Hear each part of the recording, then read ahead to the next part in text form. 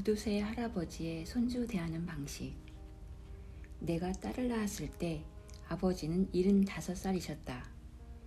그때 아버지는 이 애를 돌보는 것을 마지막 봉사로 생각하겠다 선언하시고 성심성의껏 내 딸을 돌봐주셨다. 내가 젖을 먹이고 나면 아이 트림을 시키는 건 아버지 몫이었다. 우리 아버지는 노래를 잘 하지 못하셨는데 자장가 한 곡과 비 내리는 고모령이라는 딱 두 곡을 알고 계신 듯하다. 아이에게 트림을 시킬 때마다 아버지는 아버지의 자장가를 불렀다. 섬집 아기였다. 섬집 아기도 가사를 다 모르셨는지 팔 베고 스르르르 잠이 듭니다 라는 부분만 반복해서 부르셨다. 나중에 옹알이를 할 즈음 내 딸이 가장 먼저 말한 문장이 팔 베고 스르르르 였을 정도다. 까탈스런 아이를 잠재울 때 아버지는 우야 우야 우리 윤서 하는 추임새를 넣으며 걸어다니셨다. 그 모습이 정겨워서 심지어 윤서 이모까지 우야 우야 우리 윤서 따라했다. 음이 사람마다 달랐다. 우를 높이는 사람, 우와 야를 같음으로 하는 사람 제각각이었다. 모두 정겨웠다.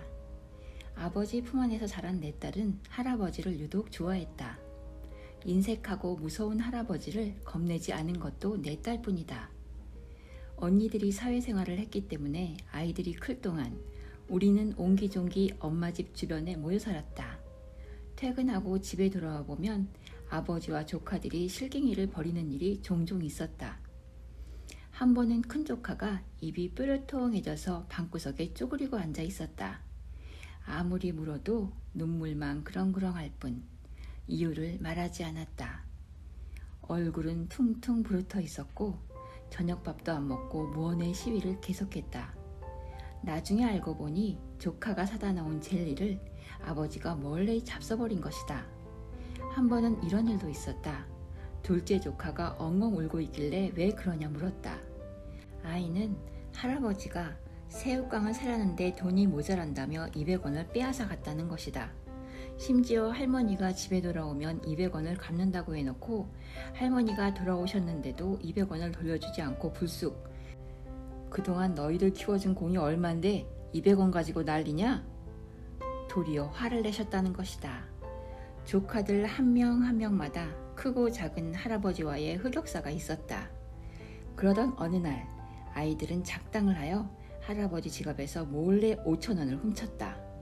그때가 90년대 초반이라 5,000원은 적은 돈이 아니었다. 나중에 큰 조카는 1,000원만 훔칠 걸 너무 많은 돈을 훔쳐 발각이 났다고 못내 아쉬워했다. 어쨌든 꼬마 도둑들의 한탕은 주전부리를 마음껏 사먹는 기쁨을 주었으나 곧 할아버지에게 발각되었다. 아버지는 조카들을 불러 모아 일렬로 앉히셨다. 우리가 어렸을 때도 우리 남매 중 누군가 잘못을 하면 우리 남매 모두 단체 기합을 받았다. 우리들의 단체 기합은 대개 큰오빠의 눈물로 끝났다. 아버지는 우리 남매 5을 무릎 꿇어 앉힌 뒤 본보기로 큰오빠 종아리를 사정없이 때리셨다. 1대, 2대, 3대까진 우리의 동요를 별로 일으키지 못했으나 10대를 넘어가면 사정은 달라졌다. 오빠 종아리에 붉은 줄이 그어질 때마다 나는 내 종아리가 아픈 것 같아 따끔한 느낌을 받았다. 아버지가 회초리를 내리치실 때마다 내 몸이 놀라 움찔움찔했다. 큰오빠는 무던한 성격이라 매를 맞아도 아프다는 신음소리 하나 내지 않고 버티었다. 아버지의 분이 풀리고 회초리를 내려놓으면 상황 끝이었다. 아버지가 오빠를 회초리로 때리는 시간은 기껏해야 1, 2분 남짓이었을 거다. 일단 회초리를 들기 시작하면 아버지는 말없이 매에 집중했다. 그 1, 2분이 우리에겐 그렇게 길게 느껴질 수가 없다. 큰오빠, 큰언니, 둘째 오빠, 둘째 언니, 그리고 막내인 나에게까지 매를 들려면 때리는 아버지 입장에서도 보통 체력이 소모되는 일이 아니었을 것이다. 아버지가 몸이 약했기 때문에 매를 오래 드시지도 못했다. 대개 큰오빠만 맞고 끝났는데 우리 남매는 나도 맞을 것 같은 공포에 몸을 떨어야 했다. 그럴 때마다 나는 큰오빠가 자기 방에 들어가 몰래 눈물을 훔치는 것을 보았다. 어렸을 땐 오빠가 많이 아파서 우는 줄 알았다.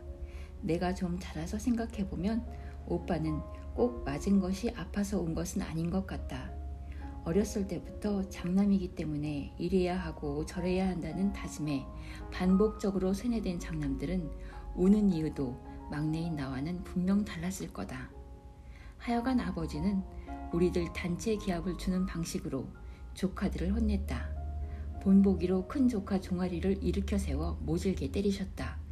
그런데 아버지가 미처 헤아리지 못한 것이 있었다. 요즘 아이들이 전반적으로 몸이 약하고 살갗이 여려 우리들처럼 회초리 세례를 견딜 수 없다는 것이 그것이다. 겨우 5대를 맞았을 뿐인데도 큰 조카의 다리에 피가 맺혀버렸다. 퇴근 후 돌아온 큰언니는 아들 종아리를 보게 되었고 일주일 동안 발길을 끊어버렸다. 그때 조카들이 단체로 나를 찾아와 따져 물었다. 아이들은 미주알 고주알 할아버지의 만행을 나에게 고해 바쳤다. 할아버지가 걸핏하면 손자들 푼돈을 빌린다는 명목으로 빼앗아 간다는 사실, 감추어둔 과자를 몰래 훔쳐 드신다는 사실, 할아버지는 자신의 간식을 나눠주지 않으면서 아이들이 뭔가 먹고 있으면 다가와 얻어먹는데 그 양이 만만찮다는 사실 등등을 하염없이 중얼거렸다.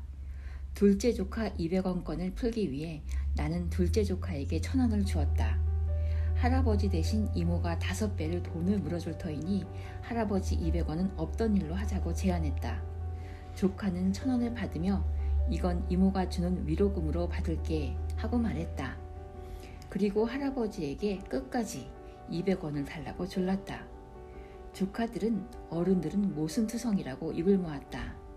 할아버지가 손주들 돈을 빼앗아가면 괜찮고 우리가 할아버지 돈을 가져가면 안 되는 건 어느 나라 법이냐며 한 소리로 따졌다. 나는 가끔 조카들 말투 때문에 기분이 상하는 일이 있었다. 자기들 또래 아이들끼리 쓰는 말투를 내게 들이대는 것이다. 예를 들면 쪽팔리지 않으세요? 등등의 말들을 들으면 기분이 상했다. 내 아이들과 얘기를 나눌 때에도 말투 때문에 기분이 상하는 일이 한두 번이 아니다. 내가 니들끼리 쓰는 말을 어른한테 쓰면 어떡하니? 라고 따지면 아이들은 꼭 분리하면 어른인 걸 내세워 하고 투덜거린다. 이럴 때 다른 엄마들은 혹은 다른 어른들은 아이들의 머리를 쥐어박으며 아이들을 억눌러 버리는데 나는 그렇게 하지 않았다. 아니 못했다. 전 세계 언어 중에 경어가 있는 게 몇 개나 될까? 영어나 중국어에는 우리식 경어가 없다.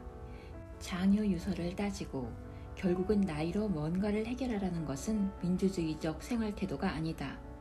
하여간 여러 가지 가치관이 뒤범벅된 내 머릿속은 복잡했고 아이들과의 작은 갈등 하나 딱 부러지게 해결하지 못했다.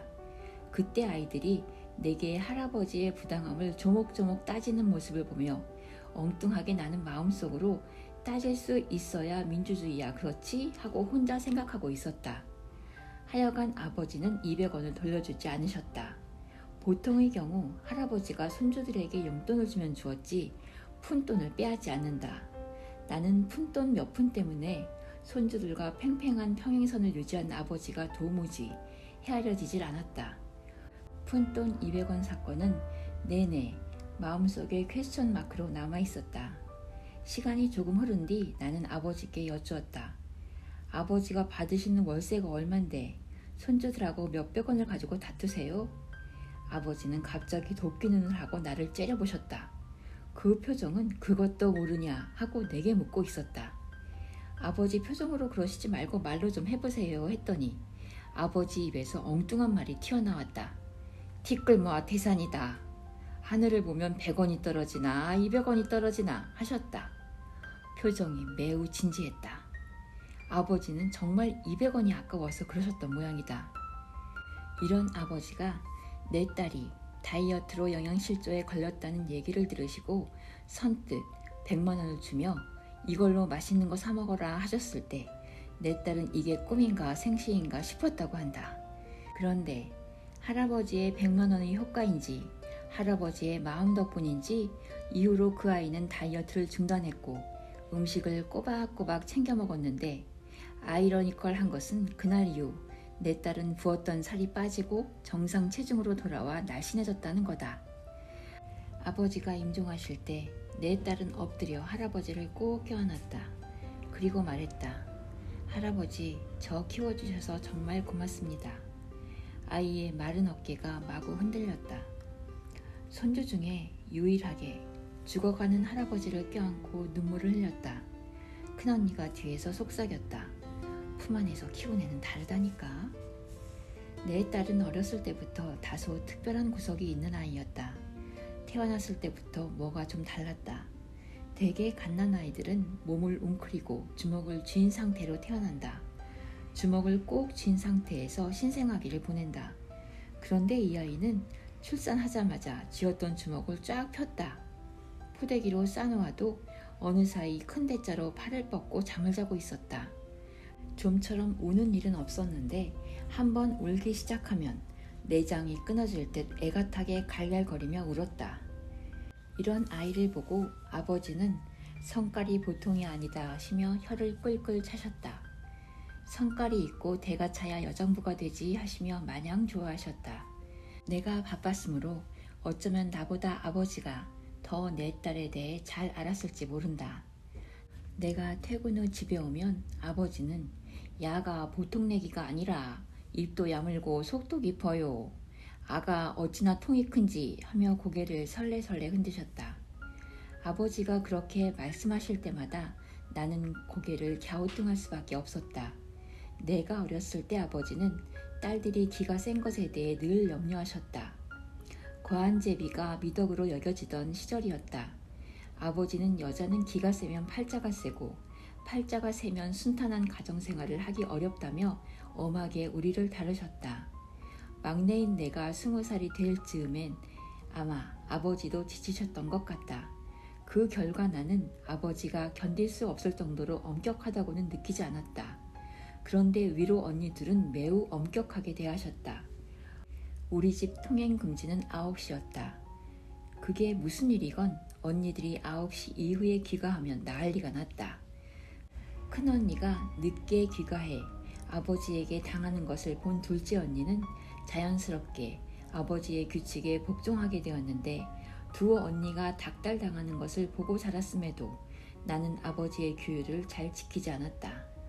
아버지도 나에 대해서는 언니들에게 하신 것만큼 엄하게 하지 않으셨다. 내 기질이 타고난 이상으로 자유분방해질 수 있었던 것은 아버지가 허용한 요 틈새 때문이었을 것이다. 그래도 아버지는 엄하고 무서웠다. 그런 아버지가 막내 손녀인 내 딸에 대해서는 한없이 너그러우셨다. 내가 우리 딸에게 공부를 하라고 잔소리를 하면 아버지는 니도 공부하라면 공부하고 싶드나 하며 손녀 편을 들었고 막내 손녀가 할아버지 할아버지 하고 콧소리를 내며 엉기면 용돈도 아쉽지 않게 지어주었다. 우리 딸이 절대 음감인 것을 내게 최초로 얘기해 준 것도 아버지였다. 아이가 5살 되었을 무렵 아무래도 이 아이가 귀가 너무 예민한 것 같다며 아버지는 이비인후과에 데려가야겠다고 덧붙이셨다. 병원에 가서 진단을 받았으나 물리적으로는 아무 문제가 없었다. 의사는 청각이 많이 발달해 있을 뿐이라고 말했다.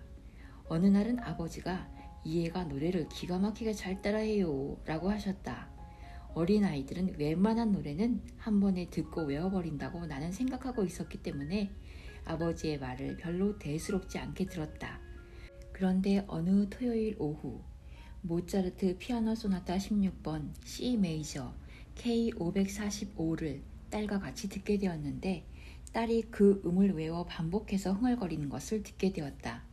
옆에 계시던 아버지는 거봐라. 저렇게 긴 곡을 외우다시피 하잖니? 쟤는 뭐가 특이해도 특이하다며 딸을 번쩍 안아 올리셨다. 어느 날 퇴근 후 돌아온 내게 아버지가 말씀하셨다. 야가 절대 음감인가 뭔가일 기다. 한번 알아보래 하고 말하셨다. TV에서 음감이 뛰어난 아이들에 관한 프로그램을 보았는데 내 딸이 그 아이들과 똑같은 행태를 보인다는 것이다. 그때까지 나는 모든 소리의 절대음을 인지할 수 있다는 절대음감에 대해 들어보긴 했지만 큰 관심을 두지 않았다. 달리 방법이 없었으므로 아이를 피아노 학원에 보내기로 했다. 놀이 삼아 보냈는데 피아노 학원 선생님으로부터 전화가 왔다. 아이가 피아노를 잘 친다는 거다. 아이가 자기 곡만 치는 것이 아니라 다른 친구들이 연습하는 것을 듣고 그대로 외워서 친다는 것이다. 아이가 음악적 재능을 타고난 것 같으니 관심을 좀 가져보라는 것이다. 그때까지 우리 집엔 피아노가 없었다. 남편은 집에 와서 연습도 하지 못하는데 잘 치긴 뭘 잘 치겠어. 피아노 학원 계속 다니라고 하는 소리겠지 하고 건성건성 말했다. 그런데 피아노 학원 다닌 지 몇 개월이 지나서부터 아이가 일상생활 속에서 접하는 모든 소리를 개 이름으로 바꾸어 흥얼거리기 시작했다. 빗물 떨어지는 소리, 목욕탕에서 물 흐르는 소리, 새가 지저귀는 소리 전부를 개 이름으로 바꿔 흥얼거리는 것이다. 어디선가 노래가 나오면 그 노래의 개 이름을 따라 부르곤 했다. 심지어 친구가 떴다 비행기 날아라 날아라 이런 노래를 부르면 그 아이가 내고 있는 본래 음을 중얼거렸다. 비행기라는 노래의 개 이름은 미래도레 미미미인데 대부분의 사람들은 정확한 음정을 내지 못한다는 것이다. 자신은 미래도레 미미미라고 부른다고 부르는데 우리 딸에겐 다른 음으로 들리는 것이다. 아버지 말대로 우리 딸은 절대 음감일까? 나름대로 규모가 있는 피아노 학원에 찾아가 테스트를 받았다. 모 대학 음악 교수를 역임했다는 원장은 차갑게 말했다. 이 아이가 절대 음감이네요. 하지만 절대 음감이라고 다 음악적으로 성공하는 건 아니죠. 사실 아이의 모습이 신기해서 절대 음감인지 아닌지 알고 싶은 흥미가 생겼을 뿐 나는 우리 딸에게 음악 전공을 권할 생각이 없었다. 따라서 그 원장의 우려는 내게 별로 다가오지 않았다. 그러나 아이가 피아노 치기를 워낙 좋아했기 때문에 우리 동네에서 제일 잘 가르친다는 학원을 골라 다닐 수 있게 만들었다. 우리 딸에게 발레를 가르치라고 권한 것도 아버지였고 아이가 미술에 소질이 좋다며 좋은 미술학원을 찾아낸 것도 아버지였다.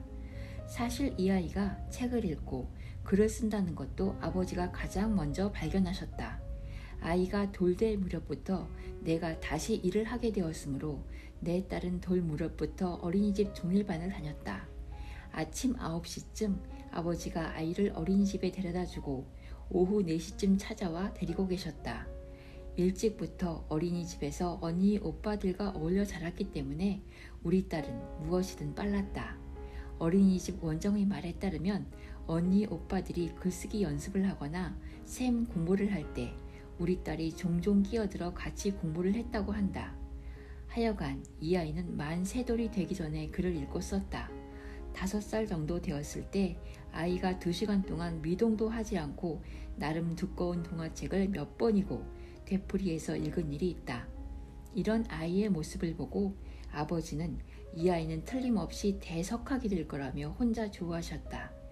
우리 딸이 좋아하는 음식, 싫어하는 음식, 까탈스러운 성격, 매몰찬 성격 등등 아버지는 모르는 게 없었다.